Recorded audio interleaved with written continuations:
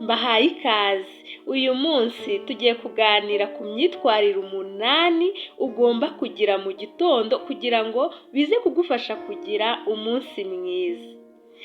Umuco wa mbere ugomba kugira mu gitondo ni ukubyuka iminota mike mbere y'abandi kugira ngo ibi bintu uze kubikora utuje nta kirogoye. Ushobora gufata iminota 10, 20, 30 bitewe n'uburyo ukora ibintu byawe n'umwanya bigutwara, ukagira uburyo ubyuka mbere kugira ngo uze kubikora neza utuje. Hanyuma kandi biba byiza kubyukira isaha imwe buri munsi. Niba ari saa 12 ikaba iyo saha, niba ari saa 12 n'igice ikaba iyo saha, gutyo bitewe n'igihe ubyukira ugashyiraho isaha imwe mu gitondo, biba byiza cyane. Hanyuma ikindi kintu cya kabiri ugomba gukora ni ukunywa amazi mu gitondo ukibyuka. Mbere yo gukora ikintu cyose biba byiza mu gitondo iyo ufashe ikirahure cy'amazi, ntabwo ari ngombwa amazi menshi, just ikirahure cy'amazi kirahagije kugira ngo umubiri wumve ko nyine ubyutse, ingingo z'umubiri wawe nazo zikanguke. Biba byiza iyo ufashe ikirahure cy'amazi ukibyuka. Hanyuma nyuma y'aho ngaho ikintu cya gatatu uhita ukora, uhita usenga. Niba wizera Imana, niba ugira imyemerere yawe runaka, fata igihe usenge iminota runaka, ujye imbere y'Imana usenge. Biba byiza iyo ubikoze nyuma yo kunywa amazi, kuko rimwe na rimwe iyo usenze cyangwa se ukagira ukundi kuntu bitewe n'imyemerere yawe wizereramo, ukinjira muri uwo mwanya wo gusenga, birangira hari igihe wumva ugisinziriye hakirimo utuntu tw'ibitotsi, ariko iyo wabanje kunywa ikirahure cy'amazi wumva ko ubyutse, wumva ko n'ingingo ziri ready kuba wagira ikintu ukora, hanyuma ugatangira rero ugafata iminota yo gusenga.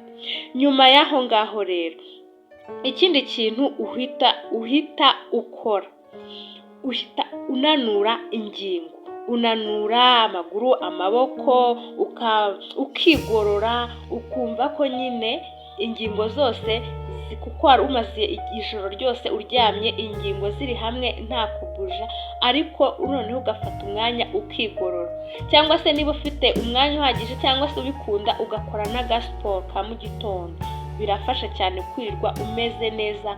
Cyangwa se niba nta mwanya wa siporo cyangwa niba utajya uyikora, igorore, urambura amaboko, urambura amaguru, mbese ureke kubyuka utuje nta kwigorora ngo ukomereze mu zindi gahunda nta kintu ukoze ku ngingo zawe.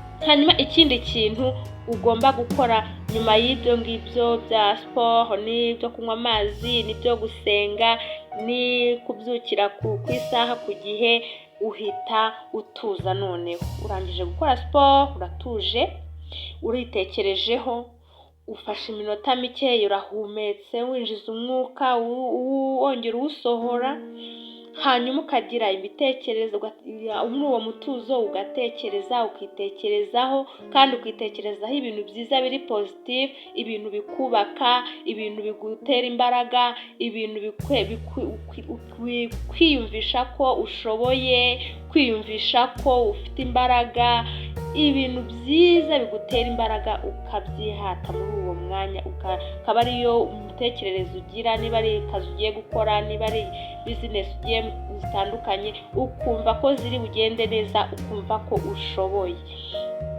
Hanyuma nyuma y'uwo mwanya wo gutuza no kwitekerezaho, fata ahantu wandika gahunda y'umunsi. Niba ari telefone, niba ari agenda, niba ari biba byiza iyo ari agenda, kuko buriya no guhita ubadukira muri telefone mu gitondo, hari igihe uyifata ugiye kwandika gahunda y'umunsi ugasanga uhise wimukira kuri social media, ugiye kureba ibintu bitandukanye kandi wari ufite gahunda yo kwiyandikira gahunda y'umunsi. Kereka umuntu wamaze kwikontorora mu buryo bwo gukoresha telefone ku buryo udashobora kuyihugiramo ngo ujye mu bindi, ariko biba byiza cyane ufite nk'ahantu wandika, ukandika gahunda yawe y'umunsi kuri bukurikirane, bigufasha kugira umunsi mwiza. Aka kantu ko kwandika gahunda y'umunsi ntimukakibagirwe, ni keza cyane, gatuma umuntu yirirwa neza adafite stress, atajagaraye, kandi bikamufasha no kugira gahunda mu buzima.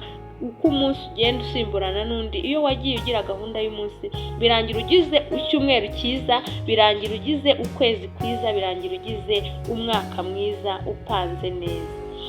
Hanyuma ikindi kintu ugomba gukora mu gitondo ni ugufata breakfast cyangwa se petit déjeuner cyangwa se ifunguro rya mu gitondo. Ifunguro rya mu gitondo ryujuje ibisabwa, ryuzuye, rikwiriye.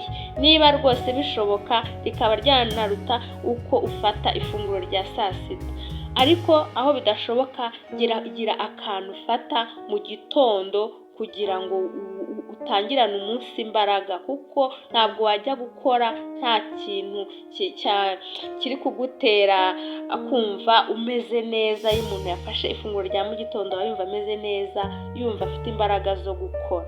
Rero biba byiza iyo icyo kintu nayo ugifashe, kandi bikarushaho kuba byiza cyane iyo ari ifunguro ryujuje ibisabwa, ryihagije, rishobora no kuba riruta andi mafunguro yose y'umunsi.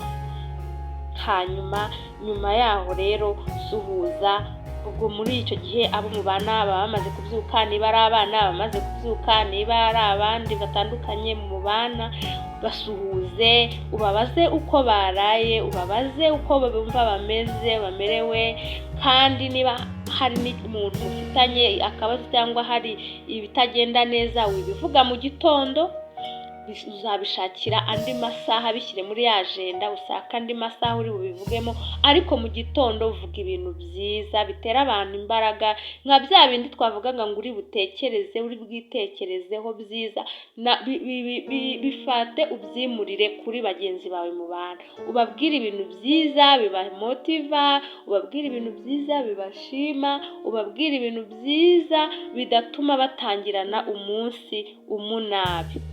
Ibyo ngibyo bizagufasha, kandi n'abo mubana bizabafasha, birushaho gutuma mwese mu rugo mwirirwana akanyamuneza, mwirirwa neza cyane.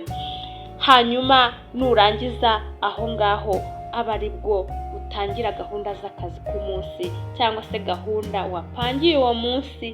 Ariko ibi bintu tuvuze ni ingenzi kubitangiriraho, bigufasha kwirirwa umeze neza, ufite mohare, ukora akazi neza, ubana neza n'abo muri kumwe, kandi wishimye. Ndabashimiye cyane rero mwese twabanye muri iki kiganiro, naho ubutaha. Mbasaba gukora like, gukora subscribe, ni ibintu byiza cyane bitwankuhaja, kandi binadutera imbaraga zo gukomeza, kandi bituma n'ibiganiro byacu bigera kure.